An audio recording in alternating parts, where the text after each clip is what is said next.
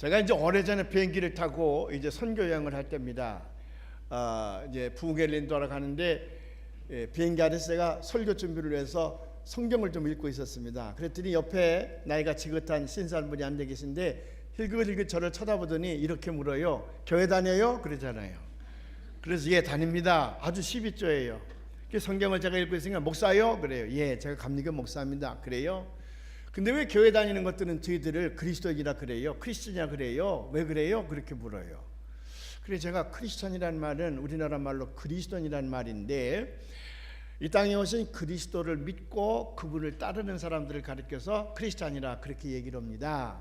예, 그리스도인들은 예수님께서 이 땅에 오셨을 때 우리에게 가르치시고 또 우리에게 행하시고 우리에게 보여주신 것들을 우리가 본받고 살려고 노력하는 사람들입니다. 그랬더니 이 신사양반이 제게 뭐라고 얘기하냐 그러면 그런데 그 예수를 믿고 따른다는 말이 무슨 말이에요?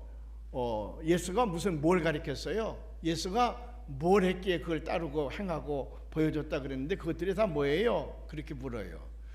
이 뭐 12조로 나오는데 대답을 안 할 수도 없고 할 수도 없고 그래서 한참 머뭇거리다가 제가 얘기를 했습니다.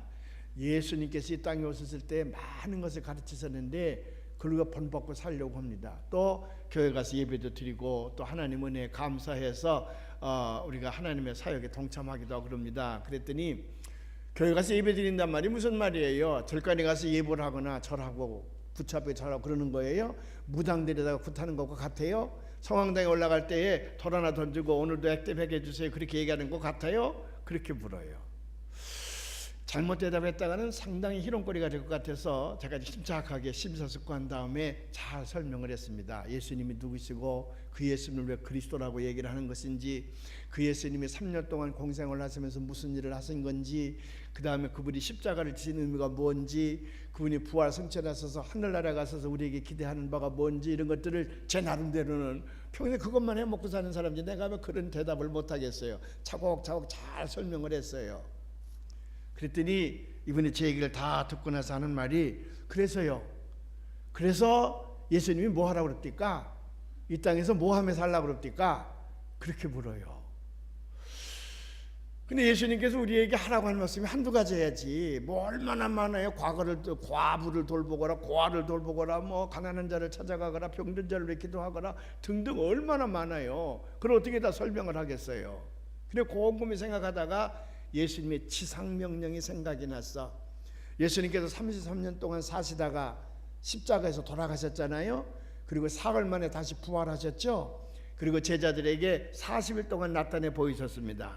나중엔 베다니 언덕에서 하늘로 승천하시는데 그 베다니 언덕에서 하늘로 승천하시기 직전에 제자들에게 마지막으로 부탁하신 말씀이 있어. 그걸 이제 지상명령이라 그렇게 얘기하는데 마가복음이나 사도행전에서는 하늘나라에 올라가기 직전에 베다니 언덕에서 이 지상명령을 말씀하셨는데 마태나 다른 데에는 그 베다니 언덕에서 말씀하시는 것이 아니라 갈릴리 호수 주변에 있는 어떤 산에서 말씀하신 걸로 되어져 있거든요. 그래서 우리가 예수님의 지상명령 그러면 마태복음 28장을 제일 먼저 이제 우리가 봉독을 하게 되는데 그 마태복음 28장의 내용을 그분에게 보여드리고 제가 읽어줬습니다. 우리 한번 다시 봉독해 보십시다. 마태복음 28장 16절부터 20절에 있는 말씀인데 11 제자가 갈릴리에 가서 예수께서 지시한 산에 이르러 예수를 배웠고 경배하나 아직도 의심하는 사람들이 있더라. 예수께서 나와 말씀하여 이르시되 하늘과 땅의 모든 권세를 내게 주셨으니 그러므로 너희는 가서 모든 민족을 제자로 삼아 아버지와 아들과 성령의 이름으로 세례를 베풀고 내가 너희에게 분부한 모든 것을 가르쳐 지키게 하라. 볼지어다 내가 세상 끝날까지 너희와 항상 함께 있으리라 하시니라. 아멘. 지상명령이에요.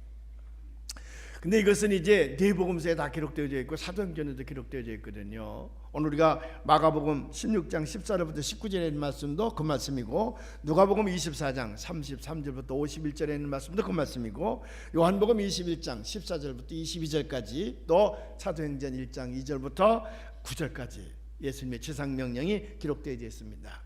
왜 지상명령이라 그러냐? 그레이트 커미션이라 그러는데 그 이유는 예수님께서 33년 동안 우리에게 가르치시고 행하시고 보여주셨던 많은 것들인데 그 중에서 제일 중요한 것, 그래서 지상명령이라 그렇게 하기도 하고, 또 이 말씀은 예수님께서 하늘로 올라가시기 전에 맨 마지막에 하신 말씀이거든요. 유언입니다. 유언이요. 가장 마지막에 하신 말씀이기 때문에 그건 우리가 정말 다른 건 못 지키더라도 이건 꼭 지켜야 되겠다. 그래서 Great Commission, 이거 역시 지상명령이라 가장 큰 명령이다. 꼭 지켜야 될 명령이다. 그런 뜻이에요. 그래서 이걸 지상명령이라고 합니다. 그러니까 예수님께서 우리에게 요구하는 건 이걸 요구하는 겁니다. 그랬죠. 그랬더니 나를 딱 보더니 근데 왜 당신 나한테 전도 안 해? 목사라며 왜 나한테 전도 안 해? 그래요. 황당하기도 하고 이거 뭐 어처구니 없기도 하고 또 한쪽으로는 부끄럽기도 하고요. 그래서 제가 얼굴이 빨개져 가지고 죄송합니다. 제가 설교 준비하느라고만 전도하는 걸 깜빡 잊어버렸습니다. 사실 깜빡 잊어버린 거 아니 늘 안 해요 제가요. 비행기 탔을 때 옆에 사람 전도 별로 해본 적이 없거든요. 그래도 그때는 어떡하겠어요. 공격을 내가 피해야 되니까 설교 준비하느라고 제가 전도할 그런 기회를 못 가졌네요. 자, 말이 나왔으니 교회 좀 다니시죠 그랬더니 그깟 거 나 몇 번 가봤는데 별거 안 했디다. 괜히 쓰잘데가 없이 시간만 낭비합디다 그래요. 그래도 제가 잘 달래면서 그 교회 다니세요. 집에 가시거든 꼭 가까운 교회 다니시고 그럼 좋은 일들이 많이 일어날 겁니다. 꼭 교회 다니세요. 제가 부탁을 했는데 다니는지 안 다니는지 잘 모르겠어요. 근데 그 이후로 지상명령만 생각하면 그 사건이 딱 떠오르는 거라. 내가 기껏 다 설명을 했는데 그 사람이 마지막 저에게 던진 말은 뭐냐면 근데 왜 당신 나한테 전도 안 해? 그게 지상명령이라며 꼭 해야 될 일이라며 근데 왜 나한테 전도 안 해? 그게 내 마음에 찔리는 거예요. 찔리는 거예요. 뭐 여러분들이 열심히 매일같이 전도하는 분들인 건 안 찔리겠지만 목사인 제가 찔리니 이게 참 얼마나 제가 자격이 없는 목사입니까? 혹시 저처럼 마음에 찔리는 분들이 있거들랑 오늘 이 말씀을 다시 한번 생각하면서 재결심하시기를 바랍니다. 오늘 우리가 마가복음에 있는 말씀을 제가 봉독한 까닭은 지상명령이 이렇게 5군데나 잘 기록되어 있지만 마가복음 16장에 있는 말씀이 제일 간결하면서도 우리에게 잘 지상명령이 무엇인지를 설명해주고 있기 때문에 제가 이 말씀을 봉독하게 됐습니다. 여기서 제가 3가지 매우 중요한 의미를 이제 찾아내려고 하는데 첫째는 뭐냐? 우리 인생이 이 세상을 살아가는 데 있어서 목적이 있어야 됩니다. 목적이 없는 인생은 짐승과 같은 인생이에요. 향방 없는 인생을 사는 거거든요. 짐승들처럼 아침에 일어나서 밥 먹고 출근해서 일하고 들어와 저녁 먹고 샤워하고 자고 아무런 목적 없이 그렇게 산다 그러면 그 얼마나 불쌍하고 안타까운 인생입니까? 무언가 자기가 이루려고 하는 목적이 있어야 되거든요. 그래서 릭 와런이라는 사람은 목적이 이끄는 삶, The Purpose Driven Life라는 책을 썼어요. 근데 많은 사람들이 내용은 볼 것 없이 표제만 보고 막 샀다는 거예요. 그래서 수천만 권이 팔렸습니다. 그 표제, 목적이 이끄는 삶. 다시 말하면 인생은 목적이 있어야 된다. 그걸 사람들이 거기서 인상을 얻게 된 거예요. 우리는 목적이 있는 삶을 살아야 되거든요. 그리스도인들은 어떤 목적을 가지고 살아야 되느냐? 그것이 지상명령이 나타나기 때문에 그렇습니다. 예수 믿기 이전의 삶은요 세속적인 삶이라 그래요. 그 왜 세속적인 삶이라 그러냐면 세상 밖에는 모르거든. 그러니까 어차피 세상에다가 우리 인생의 목적을 두고 살아야 되거든. 그 세상에다가 인생의 마지막 목적을 두고 사는 사람은 대개 3가지로 요약이 된다는 거거든요. 첫째는 돈과 물질을 많이 모아가지고 이 세상을 자기 편리한 대로 살아보고자 하는 데에 목적을 두는 거예요. 그래서 사람들이 돈 벌려고 얼마나 노력을 많이 합니까? 대학 입학할 때도요, 내가 이런 은사를 가지고 있으니 이런 학문을 연구해서 세계 역사를 이렇게 발전시켜야 되겠다. 그렇게 대학 과목을 선택하지는 아니하고 대개 야 어느 학과가 취직 잘 되냐, 어디가 돈 많이 버냐, 그걸 보고 그 자기 전공 과목을 선택하는 경우가 많잖아요. 그래서 순수 학문이 요즘엔 많이 죽어진다는 거 아니겠어요? 돈과 이 재물을 모으려고 사람들이 수단과 방법을 가리지 않습니다. 요즘에 뭐 재벌이 서로 소송하잖아요, 형제들끼리요. 근데 그 사람들이 돈이 없는 사람은 내가 말도 안 해. 천문학적인 숫자의 돈을 가지고 있는 사람인데 네가 더 많이 가지고 있으니까 내놓으라는 거 아니에요. 그러면 서로 비방하는 글을 제가 미국에서 그 신문을 통해서 읽게 됐는데 그걸 읽으면서 야, 돈 없는 게 이렇게 고맙고 감사할 수가. 그래서 저는 형제들끼리 7남매가 크는데 돈 가지고 별로 안 싸웠어. 왜? 어차피 없으니까 싸울 것도 없어. 다른 문제로는 좀 싸운 적이 있지만 돈 가지고는 안 싸웠어요. 이 사람들은 천문학적인 돈을 가지고 있는데도 돈 가지고 싸우는 거예요. 그러니까 세상적인 것에다가 세속적인 인생의 목표를 두게 되면 결국은 그게 허물어지고 맙니다. 성경은 뭐라고 하냐면 썩어질 것들이라, 썩어질 것들에다가 매달리게 되면 우리도 함께 썩어지고 만다는 거지요. 어떤 사람들은 권력을 잡으려고 그럽니다. 권력. 두 번째가 이제 권력욕인데, 그 수단과 방법을 가리지 않냐고 권력을 잡고 한번 휘둘러 보려고 그러지요. 그 돈을 많이 모은 사람은 그 돈을 가지고 매관매직이라 그래서 이제 권세를 잡으려고 그러지요. 요즘에 국회의원도 돈 없으면 안 되잖아요. 돈이 있어야 국회의원이 되잖아요. 그 국회의원이 되고 또 권력을 잡으면 또 그걸 이용해서 또 그거 돈 또 모으려고, 그러다 나중에 쇠고랑 차고 형무소가 그런 것들 자식들에게 보여야 되잖아요. 이 권력욕도 이게 굉장한 거거든요. 권력욕도요. 그러니까 이 재물이라고 하는 거, 또 권력이라고 하는 거, 이거 인기라고 하는 거. 세 번째는 인기와 명예인데, 그 인기와 명예를 위해서 올인하다가 그게 조금 시그러들 듯하면 소중한 생명까지도 끊어버리는 사람들이 얼마나 많아요. 이게 세상에 집착하고 사는 사람들이거든요. 그래서 라펠러 같은 사람은 도대체 돈을 벌면 얼만큼 벌어야 만족합니까? 그랬더니 그분이 뭐라고 했냐면, 돈을 버는 데 있어서, 권력을 잡는 데 있어서 만족이라는 건 없다. 늘 가지면 가질수록 단어 하나가 떠오르는데 little bit more, little bit more. 조금만 더. 마치 풍선을 가지고 우리가 바람을 불잖아요. 웬만큼 불고 나면 거기서 끝나야 되는데 조금 더 팍 터지고 말잖아. 그게 세상에 집착하고 사는 사람들의 끝은 그렇게 돼버리고 만다는 거예요. 탁 터져버리고 만다는 거예요. little bit more가 결국 자기를 파멸시키고 만다는 거예요. 그러나 이제 예수를 믿는 사람들은 인생의 목표가 달라집니다. 세상만 보고 사는 것이 아니라 하나님께서 우리에게 약속하신 저 천국 하늘나라를 바라보고 살게 된다고 말이에요. 세상에서 내 인생의 목적을 이루려고 하는 것이 아니라 나를 이 땅에 창조해서 보냈으니 그 하나님의 뜻을 이루며 살려고 하는 것. 그래서 성공이라는 단어가 달라요. 세속에다가 삶의 목적을 두고 사는 사람들은 성공적인 인생을 살아 그러면 물질 많이 모으고 권세 많이 잡고 인기 명예 높이고 하는 것들을, 그걸 성공적인 인생의 삶이라 그러는데, 우리 예수 믿는 사람들은요, 성공적인 인생 그러면 하나님의 뜻을 어떻게 하면 내 안에서 잘 이루며 살겠는가, 그것이 우리 기독교인들의 성공의 길이에요. 그런데 그 하나님의 뜻이 뭐냐? 하나님의 뜻이 지상명령에 나와 있다고 말이죠. 되시는 대로 많은 사람들에게 복음을 전파해서 그들이 예수 믿고 세례를 받아서 하나님의 자녀로 살게 하라. 하나님의 자녀로 살게 하라. 그 하나님의 자녀로 살게 한다는 말은 예수님의 제자로 삼으라는 말이거든요. 너희들이 이 거룩한 일을 하게 되면 내가 너에게 권능을 주리라. 어떤 권능? 귀신도 내쫓게 하고, 독이든 뱀을 집어도 그 뱀이 물지 않게 하고요, 병든 자에게 손을 얹으면 낫게 하기도 하고요, 여러 가지 예수님께서 행하셨던 권능을 우리에게 주신다는 거야. 그것이 마가복음을 통해서 지상명을 우리에게 주시면서 예수님께서 우리에게 약속하신 내용입니다. 우리는 때를 어떤지 모르든지 간에 열심히 이렇게 전도를 하게 될 때에 하나님은 우리를 보고 기뻐하시는 거예요. 하나님의 뜻은 뭐냐? 당신이 만들어서 이 땅에 보내신 모든 인간들이 다 구원받기를 원하는 거예요. 그들이 죄로 말미암아 심판을 거쳐서 멸망받는 것을 원하시는 것이 아니라 모두가 다 하나님 앞으로 돌아와서 다시 하나님 앞으로, 하나님 품으로 돌아오게 하는 것. 그것이 하나님께서 우리를 통해서 이루고자 하시는 뜻이거든요.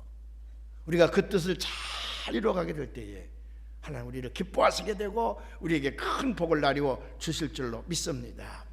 그래서 예수님께서 무슨 말씀을 하십니까? 이 99마리 양이 울 안에 있다 할지라도 71마리 양을 찾아 나서는 목자의 심정, 그게 예수님의 심정이고 그것이 또 예수 믿는 우리의 심정이어야 된다는 거거든요.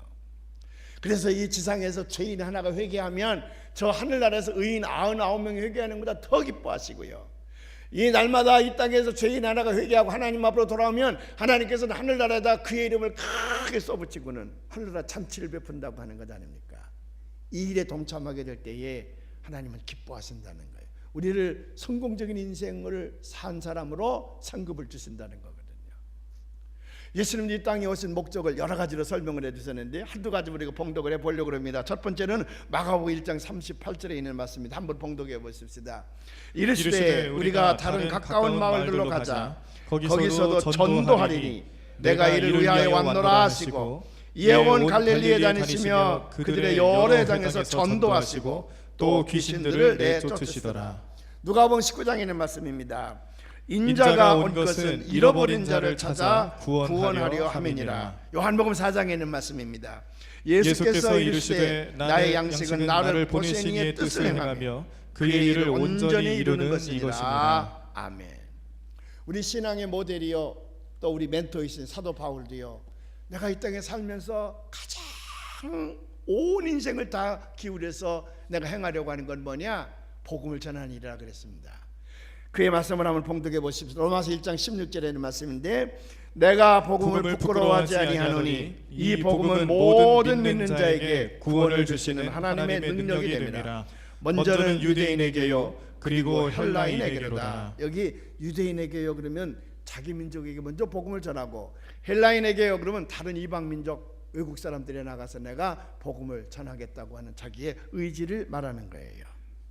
사랑하는 여러분, 그래서 성경은 우리에게 간곡히 부탁하는 게 뭐냐면 때를 얻든지 못 얻든지 그 많은 사람들이 자기 생명을 창조하여 이 땅에 버리신 하나님의 뜻을 받아들여서 하나님의 원하시는 삶을 살도록 인도하는 것, 그게 우리에게 주어진 지상명령이에요.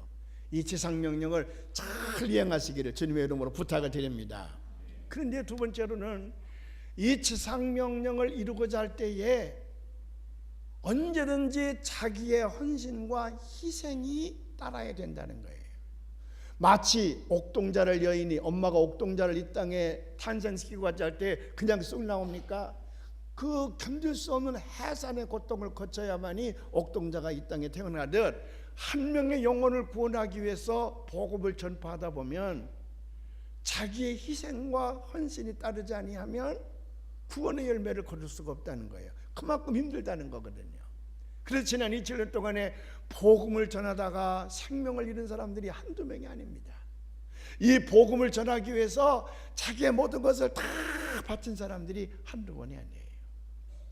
여기 저 계동교회 권세진 목사님이라 돌아가셨습니다만은 그분이 어렸을 때 자기 아버님 황해도 갑부였답니다. 황해도에서 농사를 많이 지는 갑부였는데 선교사를 통해서 예수를 믿게 됐어요. 이 선교사가 당신이 구원받았으니 이제 농한기 농사를 짓지 않을 적에는 다니면서 복음을 전하시오. 그래서 가을에 농사를 짓고 나면 그 쌀을 다 팔아가지고는 그래서 성경책을 사고 전도지를 사고 뒤에다가 니쿠사크에다 메고서는 강원도 일대를 다니면서 이제 복음을 전했다는 거예요. 근데 예수를 믿으라고 하고 그러면 제사 안 지내는 종교 불상놈들 같은 놈들이 와서 우리 동네 망치려고 그런다고 어떤 때는 막 구정부를 끼얹기도 하고요, 인분을 끼얹기도 하고 그랬대요. 그래도 자기가 가지고 있는 돈을 가지고 다니면서 다 이제 복음을 전하는데 그렇게 10년 하니까 재산이 이제 다 날아가지요. 나중엔 먹을 것이 없었답니다. 먹을 것이 없는데 어느 날 한 동네에서 쫓겨나가지고는 이제 그 양지바른 산 그 언덕 밑에서 누워 있는데 배가 고파 죽겠는데요. 그 소가 똥을 놓고 지나갔더래. 근데 그 똥을 가만히 보니까 똥 속에 아직도 소화 안 된 콩이 거기에 들어있더래요. 그래서 그걸 모아가지고는 그 냇가에 가서 이렇게 이제 헹궜더니 알토란 같은 콩이 말이요, 자기 손에 한 주먹이 잡히더래요. 그걸 먹는데 정말 맛있더래요. 아니 배고파서 마시는 게 아니라 일단 소 위장에 들어가서 한번 익혀가지고 나오는 콩은요 양념이 돼가지고요 얼마나 맛있는지.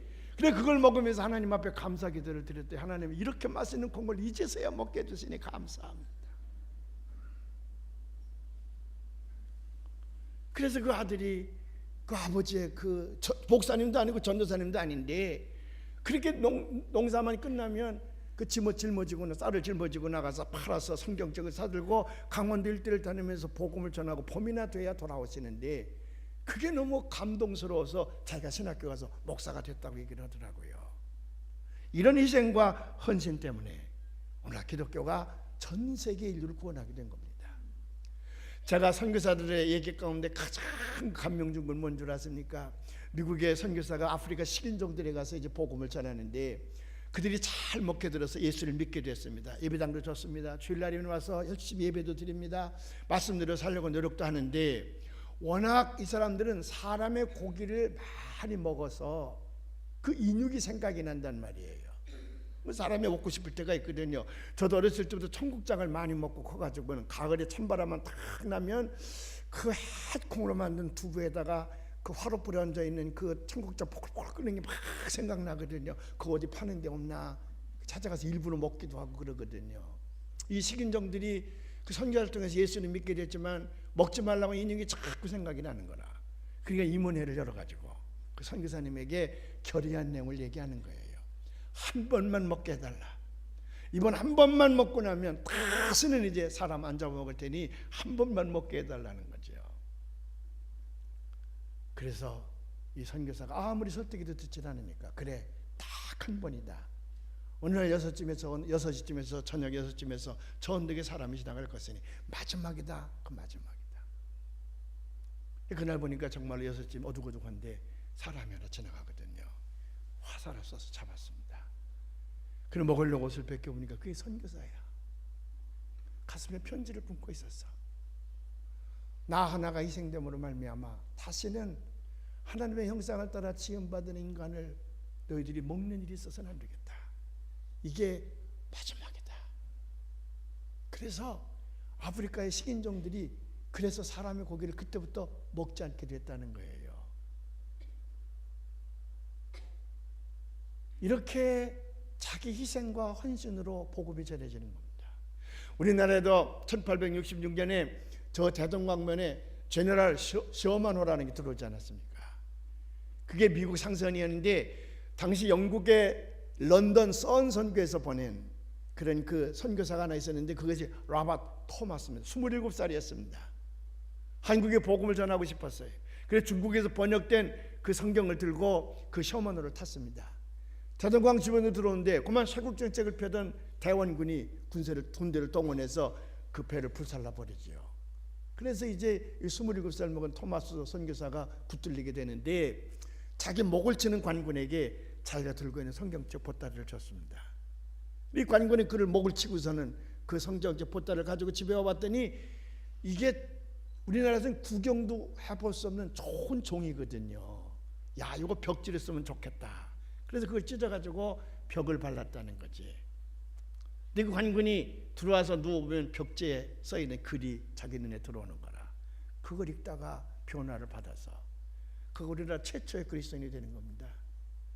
그렇게 해서 우리나라에 복음이 전파되기 시작해서 오늘 여러분과 제가 예수 믿고 구원받게 되지 않았습니까? 오래전에 제가 이제 아프리카 선교사들을 이제 순리하면서 순방하면서 그들을 위로도 하고 한 적이 있었습니다. 한 10명 우리 목사님들이 같이 갔는데 그 케냐를 지나서 그 밑에 있는 나라 무슨 나라인지 거기를 이렇게 지나가려고 그러는데 거기 여자 선교사가 있다고 그래서 가서 만났습니다. 한 40대 안팎쯤 되는데 참 이뻐요. 아주 명문 대학을 나온 좋은 선교사 거기 있어요.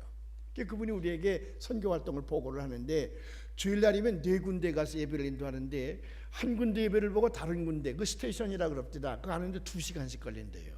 그 화면에 서너 명이 모아 있으면 그 가족들을 위해서 예배를 드리고 또 2-3시간 걸어가서 또 예배를 드리고 그리고 4번을 하고 오면 컴컴한 밤에 집에 도착을 한대요.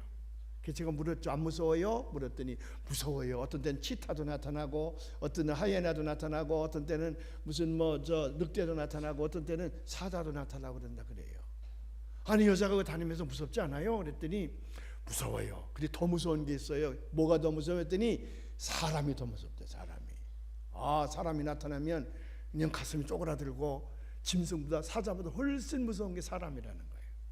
그래서 제가 그 얘기를 받아들고 당신 몇 살이요? 그랬더니 41살이라 그래요. 아주 예뻐요. 아니 왜 시집 안 가고 여기가 있어요? 시집을 가야지요. 그랬더니 그 선교사가 저에게 하는 말이 목사님 저는 아프리카에서 순교자의 반열에 들기 위해서 이곳에 와 선교 활동을 합니다. 그래요. 제가 충청도 사람이지만 성질 하나는 충청 사람이 급하거든요. 제가 벌떡 화를 내면서 여보 그따위 말이 어디 있어. 가서 복음을 전하다가 그러다가 열악한 환경을 만났을 때에 목숨을 잃어 순교자가 되는 거지, 순교자가 되기 위해서 와서 복음을 전하는 게 앞뒤가 맞지 않지 않냐. 이건 당신 생각이 잘못된 거야. 내 목사 아니야. 내 말 들어. 가서 좋은 남자 만나가지고 결혼해서 그 사람이 선교사 하자 그러면 다시 둘이 와가지고 선교하다가 어떤 나쁜 환경을 만나서 어쩔 수 없이 목숨을 잃을 때가 있으면 모를까. 아니 일부러 목숨 내놓고 나서 순교자가 되겠습니다 하고 와서 선교하는 사람이 그게 하나님의 뜻을 따라하는 거냐고 내가 막 야단을 쳤어요. 그러고 나서 같이 간 목사님들에게 그 돈들 좀 내놔. 뭐 남은 거 없나 내놔. 그래서 몽땅 다 걷어가지고 이거 결혼 미천으로 쓰라고. 그리고 생각을 바꾸라고 다 일렀어요. 그리고 돌아오는데 얼마나 제가 부끄러운지요. 사실 그렇게 야단은 쳤지만 제 마음속에 너는 지금 어떤 결단을 하고 있는데, 내가 하고 있는 일 지금 뭔데, 너 평생 복음 전하면서 일생을 하나님 앞에 목숨 바치겠다고 결심한 녀석인데 너는 그동안에 얼마나 무슨 일을 했느냐. 저 여자 선교사에 비하면 저는 너무 부끄러운 사람이에요. 그 여자 선교사가요 한 번밖에 안 만나는데 뭐 사랑하는 연인도 아닌데도 늘 생각이 나요.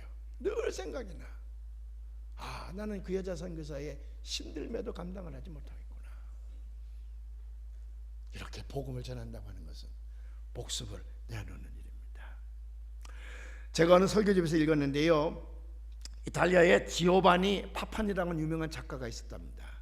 근데 이 사람이 무신론자예요. 무신론자뿐만 아니라 교회를 공격하고 교인들을 비난하는 그런 일에 아주 선수예요. 그런 글을 많이 쓰게 되니까 젊은 아이들이 막 환호를 보내고 그래서 인기 작가가 됐답니다. 그건 반기독교 마귀 새끼들로 하는 거죠 뭐. 그러나 젊은 사람들은 그걸 좋아하니까 이제 인기 작가가 돼서 책을 팔아서 돈도 많이 벌고 그랬죠. 근데 이 사람이 무서운 병에 걸렸습니다. 병원에 가서 진료를 받는데 준이 뭔지도 몰라. 치료를 할 수가 없어요. 그 생명이 자꾸 꺼져가는 거예요. 그 어머니는 신실하게 교회를 다니는 사람인데 세상 사람들은 세상에 그리스도인은 그를 가르쳐서 마귀 새끼라 그러지만 어머니는 그를 볼 때에 자기 생명보다 귀한 자식이지요 뭐. 그래서 하나님 앞에 열심히 기도하는 거예요. 내 아들을 살려달라고요.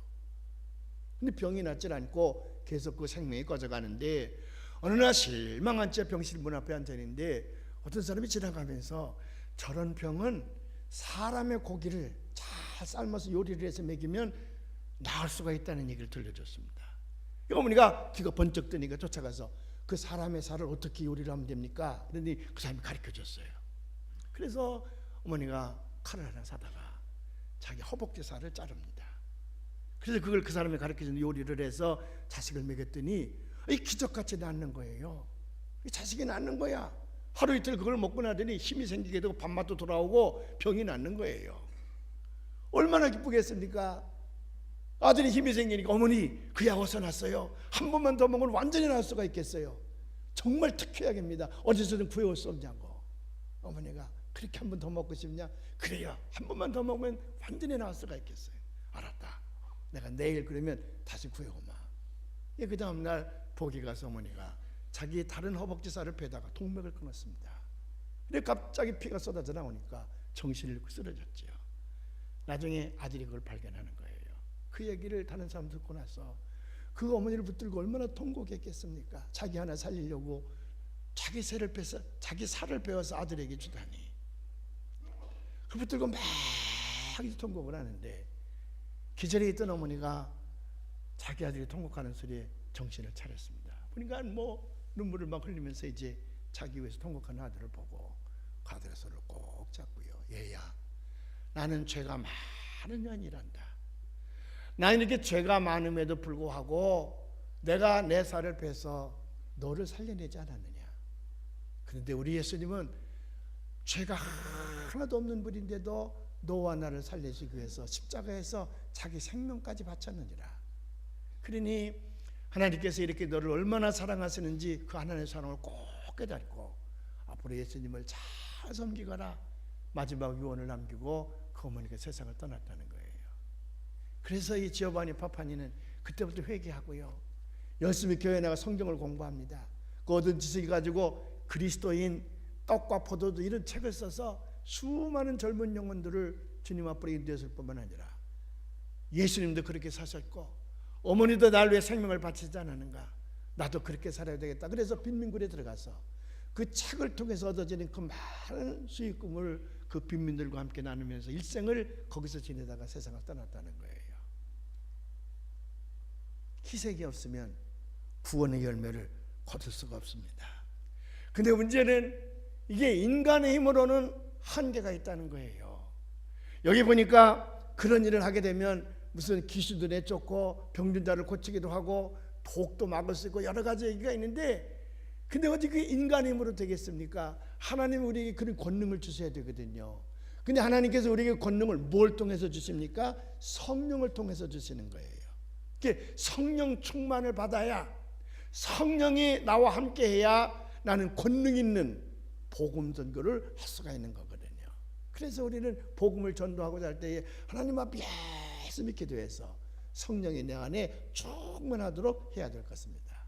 이거 세 번째 우리가 깨달아야 될 진리예요. 마지막으로 이제 제가 여러분들에게 말씀드리려고 하는 것은 선택이었습니다. 선택이에요. 우리 교회도 전도를 잘하는 사람들이 있는가 하면 전도하러 가라 그러면 도살장에 끌려가는 것보다도 더 힘들어가지고 못 가는 사람들이 있어요. 그래서 성경은 우리에게 선택하라 그래요. 뭘 선택하라? 가든지 아니면 보내든지 둘 중에 하나를 선택하라는 거예요.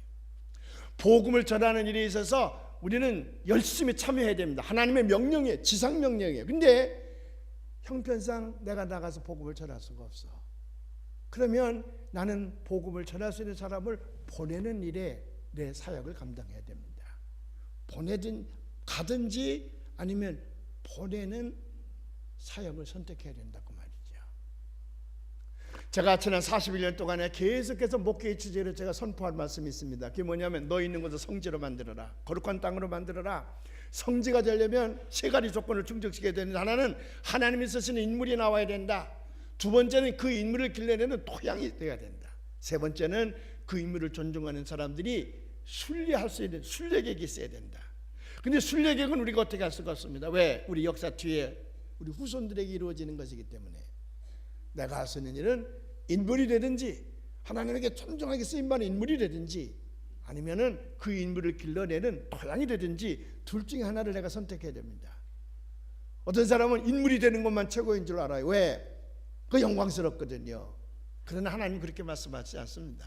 물론 인물도 하나님의 영광을 많이 드러내서 하늘의 상급이 많지만 우리가 하늘나라에 갔을 적에는 토양의 역할을 감당한 사람들이 훨씬 상급이 많다는 거예요. 왜? 그들이 이 땅에서 영광을 누리지 못하고 하나의 미랄처럼 보이지 않는 곳에서 자기들을 희생한 사람들이거든요. 그래서 인물이 되든지 인물을 길러내는 토양이 되든지 내가 나가서 복음을 전하든지 아니면 복음을 전할 수 있는 사람을 보내든지 둘 중에 하나를 선택을 해서 우리 사역으로 삼아야 된다고 하는 거거든요. 오늘 우리는 아주 뜻깊은 예배를 보고 있습니다. 우리 교회 58년 역사상 처음으로 의료 선교사 내외분을 지금 아프리카 짐바브웨에 파송하는 파송 예배를 드리고 있습니다. 우리 강동원, 전진경 두 이제 권사님이 스스로 선교사가 되기로 결심을 하고, 저 안양에 있는 샘 병원, 여기 아프리카 미래재단이라 그랬는데 거기와 연관을 돼서 가시게 돼서 우리가 이중 파송을 하는 겁니다. 그 병원에서도 파송을 하고 우리 교회에서도 이제 파송을 하는데, 물론 의료 후원 모든 것들은 그 병원에서 할 것이고 우리는 이제 선교 활동을 위해서 우리가 뒤에서 이제 후원을 하려고 그러는데, 해외에 나가 있는 선교사들의 숫자를 자랑하는 교회들이 많아요. 뭐 우리는 몇 명 보냈다, 우리는 몇 명 보냈다 그러는데 가만히 속을 들여다 보면 선전용으로 그렇게 하는 경우가 참 많이 있어요. 그러나 이번에 우리는 강동원, 전진경 두 권사님을 아프리카 짐바브웨 선교사로 보내면서 든든합니다. 틀림없이 이분들이 가서 성공적인 사역을 이룰 확신이 제게 들어와요. 왜? 그동안에 우리와 함께 신앙생활한 쭉 저분들의 그 지나온 세월들을 보면 충분히 하나님의 뜻을 잘 이뤄낼 훌륭한 선교사가 될 것이라고 저는 확신을 합니다. 우리 강동원 권사님은 학생 시절부터 우리 교회를 나오셔서, 그래서 부모님이 교회를 안 나오실 때 우리 교회 나오셔서 여기서 자랐고 연세대학교 의과대학을 졸업하셨는데 MD, PhD입니다. 이게 천재들이 하는 거거든요. 의과대학 다니면서 이게 의학 박사만 하는 것이 아니라 이제 철학 박사까지 겸해서 MD, PhD인데 미국에서도 이거 머리가 좋지 않은 사람은 감히 달라들지도 못해. 아마 우리나라에서도 그럴 겁니다.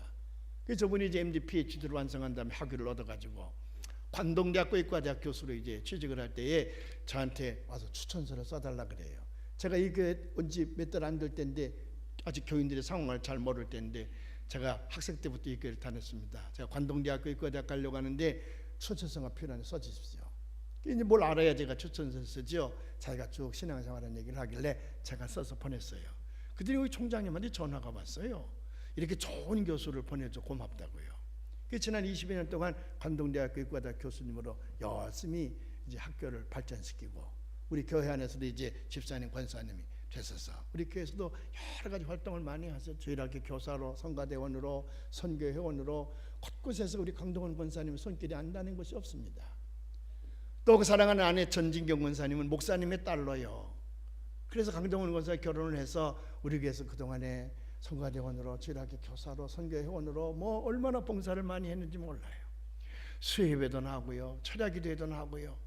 주일날도 저 지난 3년 전에는 이제 우리 전지경 권사님 연세대학교 의과대학 교수님인데 원주로 발령이 나서 거기 있음에도 주일을 범한 적이 없습니다.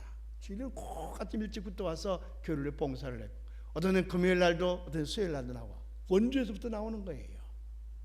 뿐만 아닙니까? 우리가 이렇게 새생명 축제를 하는데 각 교구마다 이제 매일 하루씩 나와서 전도를 하라 그러니까 저 양반은 주중에는 학교 강의가 있고 환자를 돌봐야 되니까 나올 수가 없으니까 주말 토요일 날 혼자 와가지고는 전도지를 들고 저 대도시당 쪽에 가서 역천호거리 가서 사람들에게 전도지를 돌리면서 예수 믿으라고 전도하는 모습을 제가 뒤에서 보고 감명을 참 많이 받았어요. 저도 아이들을 둘을 길렀습니다만 그렇게 못 만들었거든요.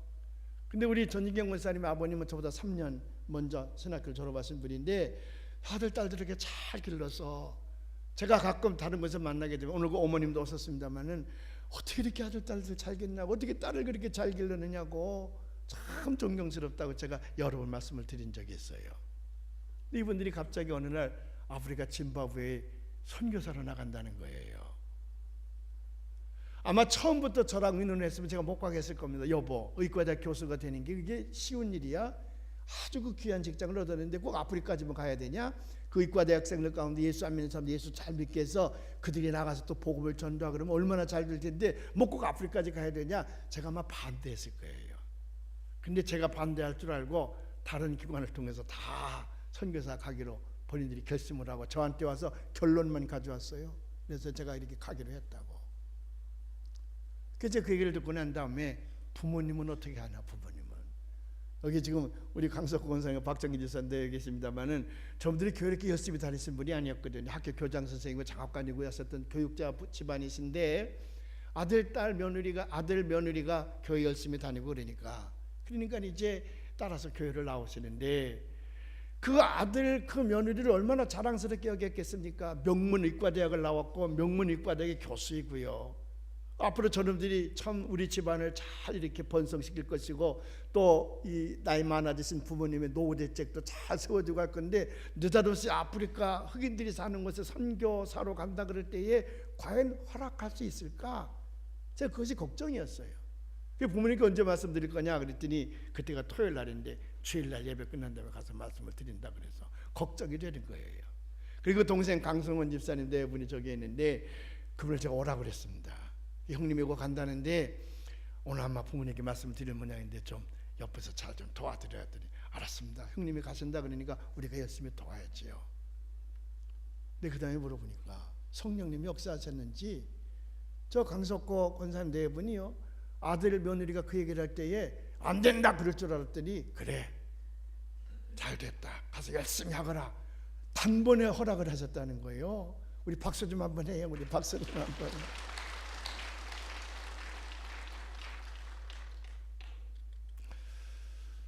제가 그 얘기를 들으면서 하나님이 처음부터 역사하셨구나.